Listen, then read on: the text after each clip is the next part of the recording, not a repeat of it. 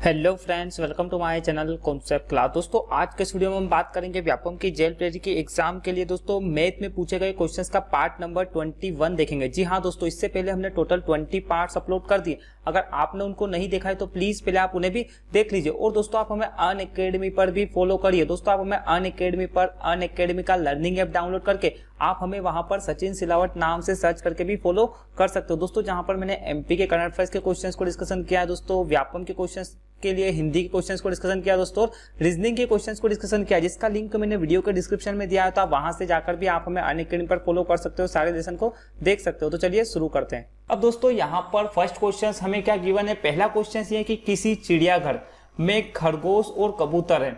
यदि केवल सिर की गिनती की जाए तो संख्या कितनी है? 200 है।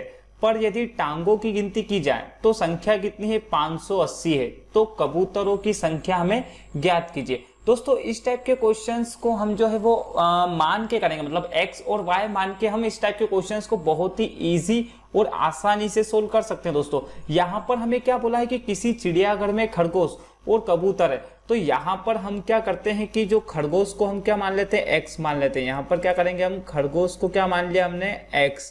देन यहाँ पर हमने क्या करा? कबूतर को क्या मान लिया? y मान लिया। इतना क्लियर है। अब आपको पता है दोस्तों कि केवल सिरों की जो गिनती की जाए, मतलब सिरों की टोटल संख्या वो कितनी है? 200। तो यहाँ पर आपको पता है कि एक ही सिर होता है, चाहे खरगोश हो चाहे कबूतर हो। क्लियर है। तो यहाँ पर अगर मैं बात करूं तो x plus y is equal to कितना है? यहाँ पर 200 है। ठीक है दोस्तों, आगे क्या बोला है? यदि टांगों की गिनती की जाए तो 580 है। अब आपको पता है कि खरगोश के कितने पैर होते हैं? 4, और कबूतर के कितने होते हैं? 2। तो यहाँ पर क्या हो जाएगा? 4x हो जाएगा। देन यहाँ पर कितना हो जाएगा? 2y, और बराबर में टोटल पैरों की संख्या कितनी दी हुई है हमें? 580। क्लियर दोस्तों। अब यहाँ पर हमारे पास क्या हुआ? इक्वेशन फर्स्ट बन चुकी है और इक्वेशन ये सेकंड बन चुकी है, जिसको हम आसानी से सोल्व कर सकते हैं। अब दोस्तों यहाँ पर आपको इस इक्वेशन को किस तरीके से सोल्व करना है जिससे कि आपका आंसर जल्दी से आ जाए। तो यहाँ पर हमें पूछा है कि कबूतरों की संख्या ज्ञात करनी है, मतलब आपको y की वैल्यू पता करनी है। मतलब आपको यहाँ पर x को कैंसिल करना पड़ेगा। दोस्तों यहाँ पर आप y को कैंसिल मत कर देना। अगर आप y को कैंसिल करते हो तो फिर x की वैल्यू पुट करना पड़ेगी, फिर y की आएगी। तो हमें यहाँ पर सिंपल पूछा है कि कबूतरों की संख्या ज्ञात करनी, मतलब y की वैल्यू ज्ञात करनी, तो हमें x कैंसिल करना पड़ेगा। अगर ये पूछता है कि खरगोश की संख्या ज्ञात कीजिए, उस केसेस में हमें क्या करना पड़ता है कि y को कैंसिल करना पड़ता। दोस्तों यहाँ पर आप चाहे x की वैल्यू ज्ञात कर लो चाहे y की वैल्यू ज्ञात कर लो, दोनों ही तरीके से आप आंसर को ज्ञात कर सकते हो। लेकिन आप यहाँ पर 15 से 20 सेकंड ज्यादा ले सकते हो, जो कि आपके एग्जाम के पॉइंट ऑफ व्यू से बहुत ही इंपॉर्टेंट होते हैं। 15 से 20 सेकंड। अब आपको पता है कि यहाँ पर हमें x कैंसिल करना है। तो यहाँ पर अगर मैं इस पूरी समीकरण में, मतलब समीकरण फर्स्ट में 4 का मल्टीप्लाई कर दूं, तो यहाँ पर क्या होगा? x कैंसिल हो जाएगा, क्योंकि 4x से 4x कैंसिल हो जाएगा। तो यहाँ पर आप मल्टीप्लाई कर लो तो क्या हो जाएगा? 4x प्लस यहाँ पर भी क्या होगा? 4y हो जाएगा। देन बराबर यहाँ पर भी 4 का मल्टीप्लाई होगा तो कितना हो जाएगा? 800 होगा। दोस्तों पूरी समीकरण में x का मल्टीप्लाई करना आपको यहाँ पर, ये ऐसा नहीं कि सिर्फ x में कर दिया उसके बाद छोड़ दिया। पूरी समीकरण x में भी करना है, y में भी करना है और 200 में भी करना है। और यहाँ पर क्या नीचे तो क्या है? 4x दिया हुआ है, 2y गिवन है, देन यहाँ पर कितना है? 580 है। अब दोस्तों आपको यहाँ पर x कैंसिल करना है तो साइन क्या चेंज करने पड़ेंगे? माइनस माइनस और माइनस, तो ये कैंसिल हो जाएगा। यहाँ पर 4y में से 2y जाएंगे तो कितने बच जाएंगे? 2y बच जाएंगे। देन यहाँ पर इन दोनों का डिफरेंस कितना होगा? 10 में से 8 जाएंगे तो 2, 7 में से 5 जाएंगे तो 2। तो इसको कैंसिल करोगे तो y की वैल्यू यहाँ से कितनी निकल के आएगी? 110। मतलब आपको पता है कि कबूतर की जो संख्या है वो कितनी हो जाएगी? 110। अब यहां से आपको वो पूछता है कि खरगोश की संख्या ज्ञात कीजिए, तो उस केस में आपको क्या करना पड़ेगा? 200 में से 110 को माइनस करना पड़ेगा, तो कितना हो जाएगा? 90। मतलब आपसे पूछता है कि खरगोश की संख्या कितनी होगी, तो 90, और कबूतरों की संख्या पूछेगा तो कितना हो जाएगा? 110। तो इस फिलहाल इस क्वेश्चन का राइट आंसर क्या हो जाएगा? सेकंड वाला, मतलब second is right answer. Next अगला क्वेश्चन। दोस्तों अगला क्वेश्चन यहाँ पर क्या बोला है कि एक राशि पर 10% वार्षिक ब्याज की दर से 2 वर्ष में चक्रवृद्धि ब्याज और साधारण ब्याज का जो डिफरेंस है, मतलब अंतर है, वो कितना है? 200 है। तो हमें मूलधन ज्ञात करना है। दोस्तों सबसे पहले हमें क्वेश्चंस में यहाँ पर जो गिवन है हम उसको लिख लेते। क्या है कि हमें पता है रेट ऑफ परसेंट कितना है, यहाँ से 10% है। देन यहाँ पर टी समय कितना है, यहाँ से 2 ईयर्स है। क्लियर है। उसके बाद हमें यहाँ पर क्या बोला गया है कि SI माइनस CI दोनों का डिफरेंस आपको पता है कितना है? 200 रुपीज है। तो आपको यहाँ पर क्या ज्ञात करना है, मूलधन ज्ञात करना है, मतलब P आपको यहाँ पर प्रिंसिपल जो है वो ज्ञात करना है। दोस्तों इस टाइप के क्वेश्चंस को करने के दो तरीके होते हैं, एक तो ये होता है कि आप रेट निकाल कर ज्ञात कर लो और दूसरा होता है फॉर्मूले के बेस पे। तो हम सबसे पहले मैं आपको दोनों ही तरीके से इस क्वेश्चंस को किस तरीके से सोल्व किया जा सकता है वो मैं आपको बताऊंगा। लेकिन दोस्तों जब भी आप इस टाइप के क्वेश्चंस को सोल्व करो तो आपको यहाँ पर समय का बहुत ध्यान रखना पड़ता है। दोस्तों जो मैं मेथड बता रहा हूँ ना, ये केवल जब समय कितना दिया हुआ है t बराबर 2 ईयर्स दिया हो तभी ये फॉर्मूला आप यूज कर सकते हो। इसका फॉर्मूला मैं आपको बता देता हूँ। यहाँ पर क्या होता है P, यहाँ पर ये जो होगा क्या हो जाएगा SI गुणे में माइनस में क्या हो जाएगा CI इज इक्वल टू कितना हो जाएगा PR बाय 100 और इस पूरे की पावर क्या हो जाएगा N, मतलब N मतलब होता है समय यहाँ पर। क्लियर दोस्तों। अब आपके पास ये फॉर्मूला, ये जो फॉर्मूला है केवल क्या है 2 ईयर्स के लिए, जब समय 2 वर्ष दिया हो, अगर मान लो यहाँ पर समय 3 वर्ष दिया हो, 4 वर्ष दिया हो, तब उस केसेस में ये फॉर्मूला क्या हो जाएगा, गलत हो जाएगा।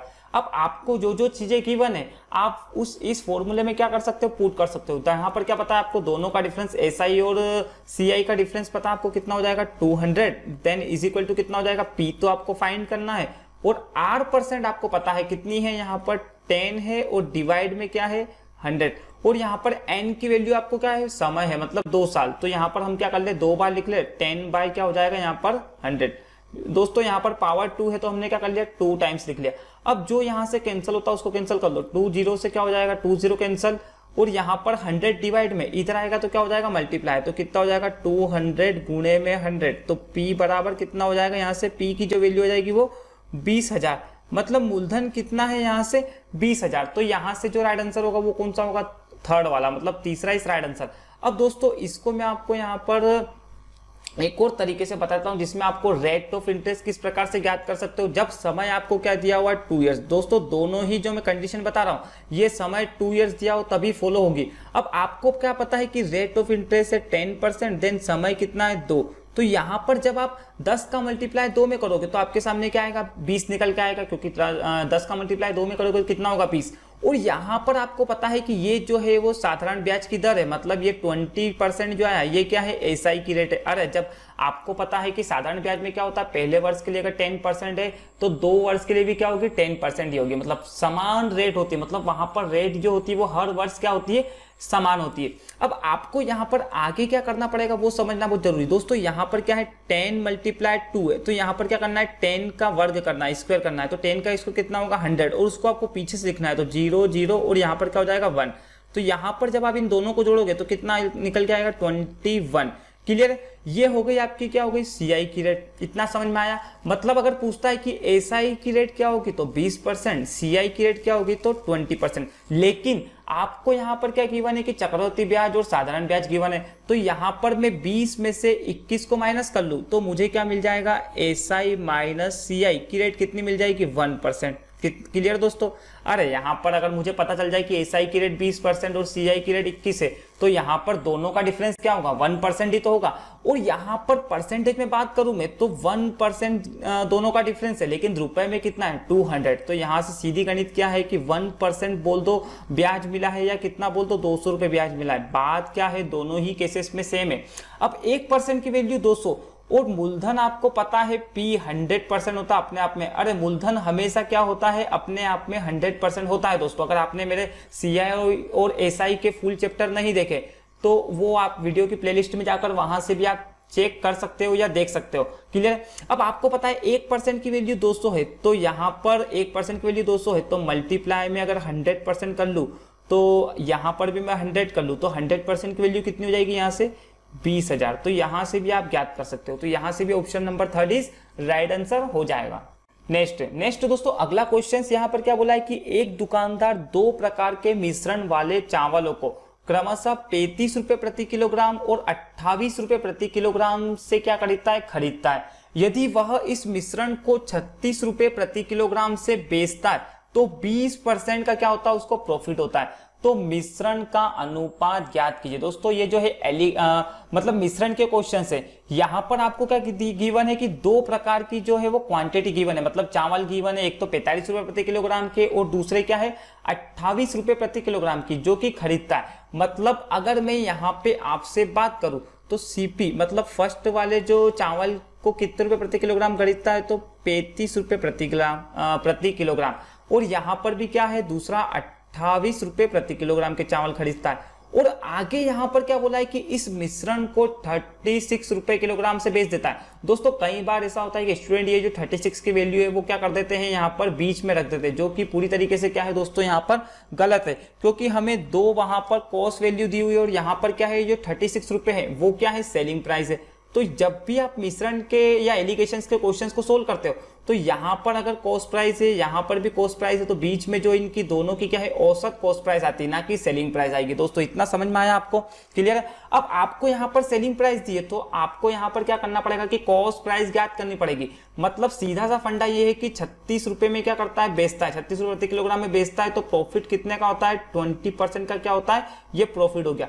अब दोस्तों आपको यहाँ पर पता है कि सेलिंग प्राइस 36 रुपए, तो 20% का लाभ हो रहा है, मतलब यहाँ पर जो 20% का प्रॉफिट हो रहा है तो हम 100 में जोड़ेंगे जब भी परसेंटेज की बात होगी। तो सीधा सा फंडा ये कि 120% की वैल्यू कितनी हो गई, यहाँ पर 36 रुपए हो गई, क्योंकि 20% का लाभ इसमें शामिल है। तो यहां से हम कॉस्ट प्राइस ज्ञात कर सकते हैं। कॉस्ट प्राइस क्या होती है अपने आप में 100%, तो 1% की वैल्यू कितनी हो जाएगी 36, और डिवाइड में कितना हो जाएगा यहाँ से 120, और निकालना क्या है कॉस्ट प्राइस मतलब 100%। बस इसको आप सोल्व कर लो तो यहाँ से क्या जाएगा सीपी, तो 20 से 6 बार, 20 से कितनी बार कैंसिल होगा 5 बार, 6 से कितनी बार कैंसिल होगा 6 बार, 6 गुने 5 कितना हो जाएगा 30 रुपए। मतलब इसका जो कॉस्ट प्राइस आएगा वो कितना जाएगा 30 रुपए प्रति किलोग्राम। अब यहाँ पर आपको पता चल चुका है कि दोनों का जो मिक्स कॉस्ट प्राइस है वो कितना है 30 रुपए। तो बस यहाँ पर आपको क्या करना है, वैल्यू को बीच में पुट कर देना है।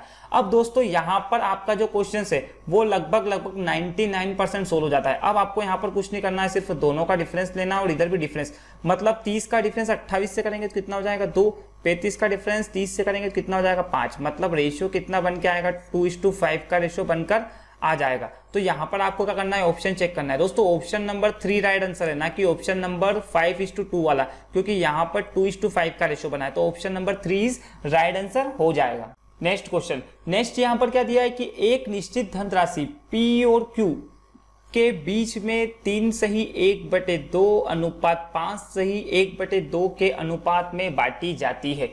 यदि P Q की तुलना में 180 रुपए कम प्राप्त करता है तो Q की राशि आपको यहाँ पर फाइंड करना है। दोस्तों सबसे पहले आपको क्वेश्चन में पता है कि P और Q के आपको क्या दिए हुए हैं, रेशियो दिए हुए P/Q। दोस्तों यहाँ पर क्या है 3:1/2, तो इसको सबसे पहले आपको सही फॉर्म में लिखना पड़ेगा। मतलब यहाँ पर क्या होगा 2 का मल्टीप्लाई 3 में होगा, कितना होगा 6, और 6 में 1 जोड़ेगा तो कितना हो जाएगा यहाँ पर 7, मतलब कितना हो जाएगा रेशियो 7/2 का। इस 2 यहाँ पर क्या हो जाएगा 2 का मल्टीप्लाई 5 में करो 10, 10 का योग 1 में करो, कितना हो जाएगा यहाँ से 11/2। अब दोस्तों यहाँ पर आपको पता है कि बीच में रेशियो का साइन है, तो यहाँ पर आपको एलसीएम लेना पड़ेगा। लेकिन जब आपको दोनों ही केसेस में हर समान है, यहाँ पर भी 2 है और यहाँ पर भी 2 है, मतलब P और Q का रेशियो सीधा ही निकल के आ जाएगा। कितना हो जाएगा P और Q का रेशियो कितना हो जाएगा 7:11 का रेशियो हो जाएगा। क्लियर है। अब यहाँ पर आपने जो है परफेक्ट रेशियो ज्ञात कर लिए हैं, मतलब P और Q के क्या होगा ये परफेक्ट रेशियो बना चुके हैं हम। अब आपको पता है कि P Q की तुलना में 180 रुपए कम प्राप्त करता है। देखो दोस्तों अब यहाँ पर मैं बात करूं तो P है 7 और Q कितना है 11 है। अब रेशियो में देखोगे तो P जो है वो रेशियो में भी कम है, Q से कितना कम है, ये 7 है ये 11 है, तो कितना कम है, तो दोनों का डिफरेंस कर लो, कितना हो जाएगा यहाँ से 4 हो जाएगा, 4 कम है। और रुपए में बात करें तो कितना है 180 कम है। तो बस यहाँ पर क्या है कि 180 4 के बराबर है, तो 180 को डिवाइड क्या करेंगे 4 से। उसके बाद पूछा क्या है कि Q की राशि ज्ञात करना है, मतलब 11 का मल्टीप्लाई कर लो, जो रेशियो 11 का है वही क्या है Q की राशि। तो यहाँ से जब इसको आप सोल्व करोगे तो Q की राशि निकल के आ जाएगी। यहाँ पर क्या होगा 4 चौक 16 हो जाएगा, देन 2 बच जाएंगे, 4 और 5 20। अब यहाँ पर 45 का मल्टीप्लाई 11 में करोगे तो क्या होगा, 11 का मल्टीप्लाई 5 में करोगे तो 55 बच जाएंगे 5, 11 का मल्टीप्लाई 4 में करोगे तो 44 प्लस 5 मतलब कितना हो जाएगा 49। तो Q की राशि कितनी हो जाएगी यहाँ से 495। तो यहाँ पर आपको ऑप्शन नंबर 2 क्या दिख रहा है राइट आंसर। अब p की अगर पूछता है कि p की राशि ज्ञात कीजिए, तो करने का तरीका क्या होगा, सेम 180 को डिवाइड भी 4 से करना है और मल्टीप्लाई 7 से, तो यहाँ पर डिवाइड करोगे तो कितना आएगा 45, जो कि अभी हमने डिवाइड करा 45, बस इसका मल्टीप्लाई कर लो, 7 पंजे 35, बच जाएंगे 3, 7 4 28 और 3 31, मतलब p की राशि पूछता है तो क्या होगी 315। दोस्तों या तो एक कंडीशन ये हो सकती है कि 495 क्या हो गई q की राशि और p की राशि कितनी हो गई यहाँ से 315। अब आप इन दोनों का भी डिफरेंस करोगे तो वापस से आपका क्वेश्चन तैयार हो जाएगा, मतलब 180 इनका क्या आएगा, दोनों का डिफरेंस, जैसा कि आपको क्वेश्चंस में बोला था। तो फिलहाल इस क्वेश्चन का राइट आंसर क्या होगा, सेकंड वाला, मतलब सेकंड इज राइट आंसर हो जाएगा।